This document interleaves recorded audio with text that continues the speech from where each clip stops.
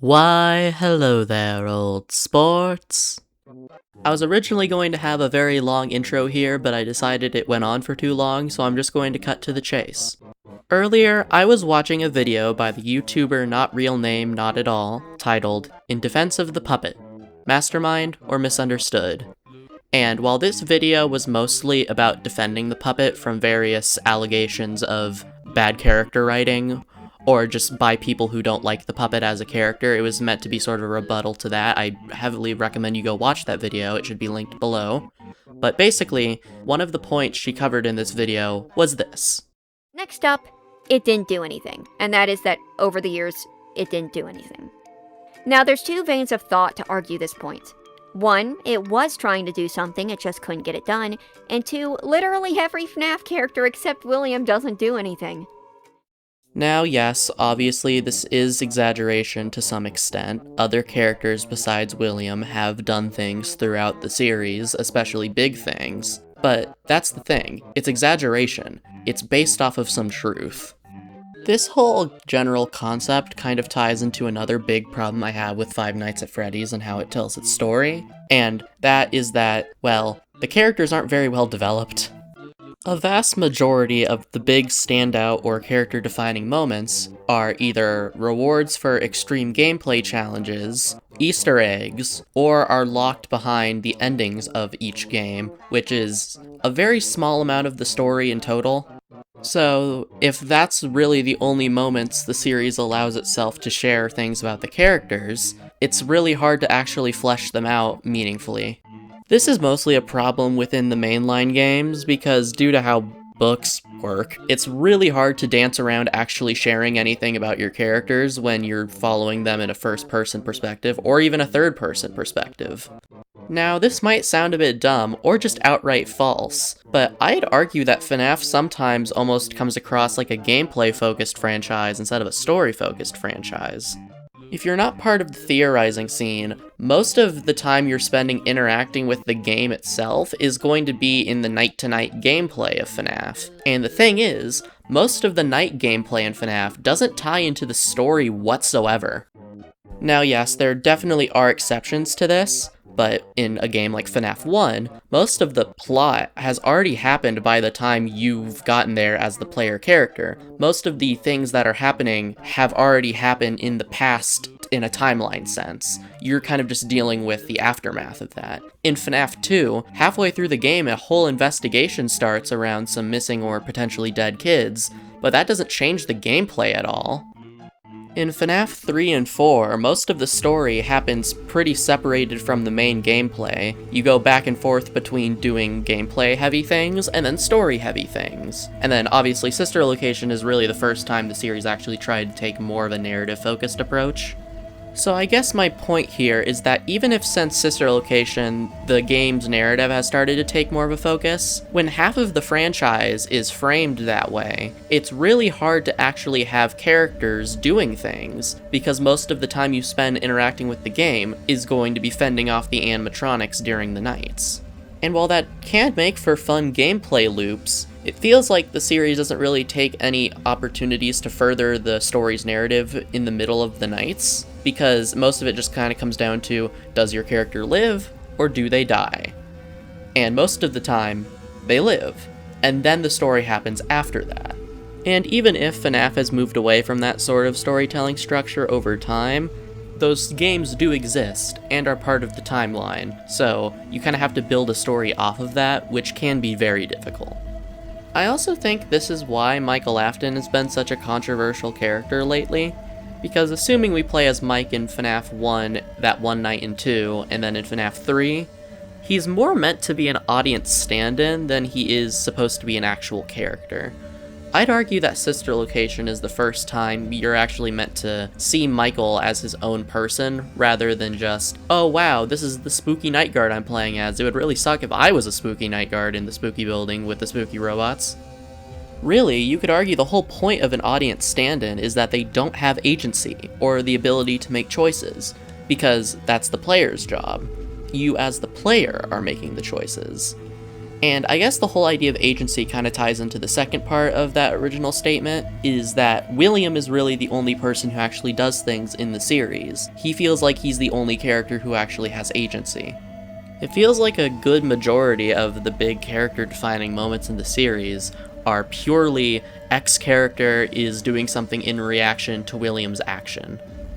And while yes, I do understand that's how an antagonist works, I feel like some of the characters should be able to make decisions that aren't purely based around something else William has done, but I don't know, maybe that's just me.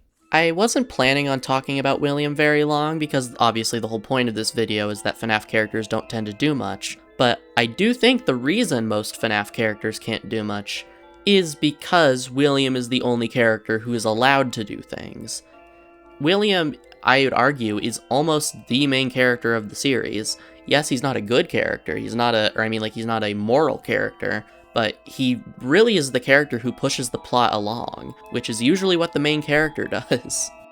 Even in stories in the franchise where he doesn't directly appear, everything can be tied back to him in some shape, way, or form, because he's obviously one of the founders of Fazbear, or even if he isn't a founder because Secret of the Mimic kind of made that idea muddy, he's at least very important to the franchise, and is one of the reasons it gets as big as it does, and thus is allowed to hurt as many people as it does, and the only reason it kind of goes so negative is because William is an evil businessman and later an evil scientist. So he's really kind of the evil behind Fazbear. Or at least the monster they don't really feel like stopping because it's inconvenient. And while having a character like this, who kind of looms over the entire series, does have its strengths, it also feels like it takes away agency or responsibility from other characters. For one example, there's a theory that the person who ran over David in Secret of the Mimic was William, but I feel like that's kind of pushing the blame almost, because if we're arguing about whether William did it or not, we're ignoring the fact that Edwin was being grossly negligent and put his son's playground right next to a road in a shipping yard. Like, there's so many things he did wrong there, but no one really seems to care about that because we're arguing if William did it or not. And I feel like on a meta level that also is very ironic, because it kind of comes back to this whole idea of that William is the only person allowed to do things, therefore who cares about the rest of these bozos we have over here? Now again, obviously William is the antagonist of the series, and any good antagonist makes a big impact on the story. But I guess I just want there to be a story where William is allowed to be an impactful antagonist, but not every action every other character does is in response to him. Because honestly, as incoherent and ridiculous as the novels are, at least it feels like they're trying to have Charlie be her own person, even if, funnily enough, her whole existence as a robot person is due to William's actions. It feels like even before she understands that, she's trying to live her own life away from the Freddy's stuff. She's trying to not forget it, it's still part of her, but it's not her whole life. Until the fourth closet, where things kind of go off the rails and she kind of just becomes part of a pawn in Afton's scheme, and then there's the whole controversy or confusion about the ending. I don't know how to interpret that, but I guess my point is that even if they kind of abandoned that idea and turned it back into the William show, it is possible for there to be stories in the series that aren't all about him, even if he is still a major player. Okay, so if William is the only character who does things, that kind of makes it hard to talk about the characters who don't do things. But to tie into that, I'd like to kind of talk about something else that irks me about FNaF, and that's the fact that over this series, there are so many blocks of time where characters are just unaccounted for or are apparently doing nothing, when they really should be accounted for, and they probably should be working towards some goals. And to my memory, I do think it's really funny that William really only stopped doing anything after he was either killed or sealed in a back room for 30 years. That is the only time where he's not really doing anything, and I just think that's really funny. But when you have characters like Michael or Henry, who are supposed to be the heroes of the story, and it feels like they're supposed to be trying to stop William and his misdeeds, the fact that they have huge chunks of their lives where they're just seemingly doing nothing feels wrong, or lazy, or just out of character, I guess. But like I said, we don't really have much to know about these characters, so half of our ideas of them are headcanon anyway, so it's not really like you can argue characters are acting out of character in the series, because we barely know how the characters are on a baseline.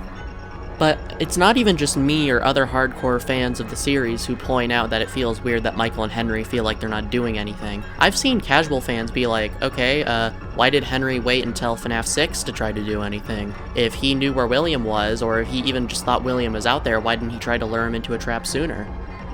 And funnily enough, if you subscribe to the theory that Edwin is alive during Secret of the Mimic, what the hell has he been doing this whole time? Why have you not come in to stop your creation? I feel like this is like the bare minimum of what you should be doing. But again, obviously that is just a theory at the moment, so I'm not going to slam the writing on that too harshly because again, it's all speculation at this moment. But if Edwin does appear to be in a future game and he's alive, again, it's going to bring up the question of where was he the whole time?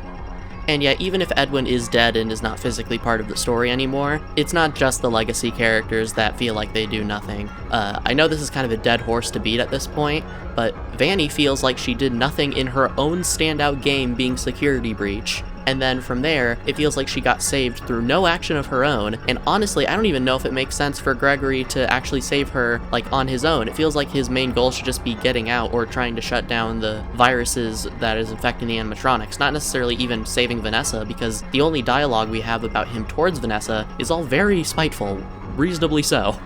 Again, at least William, and to a lesser extent the Mimic, have the excuse of being locked away for long periods of time, so it's physically impossible for them to be physically there in the story because they're accounted for and trapped.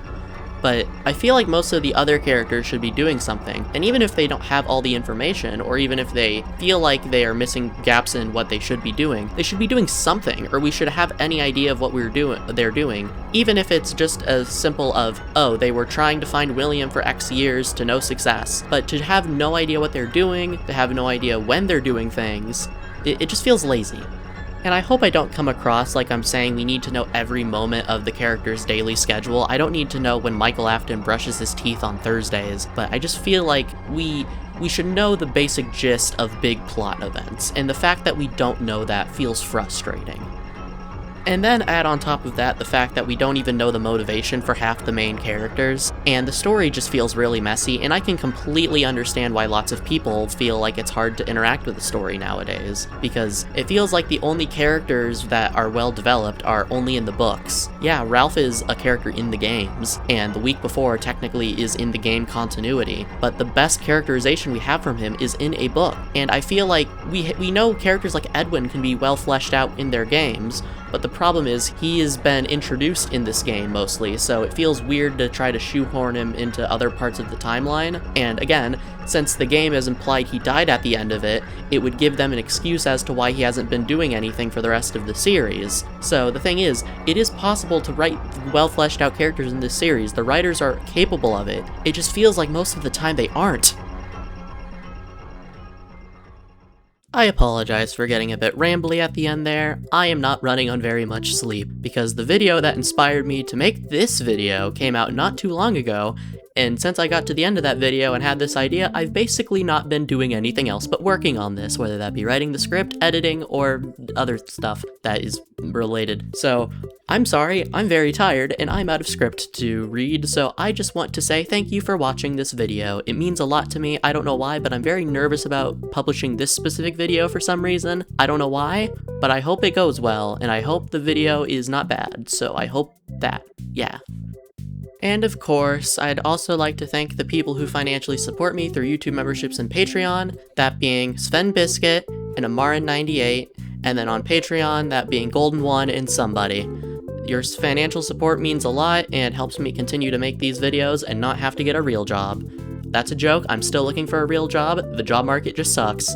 Anyways, like I said, I hope you enjoy the video. I'm basically running out of steam, so I need to sleep. Have a good day. Have a good night. See you on the flip side.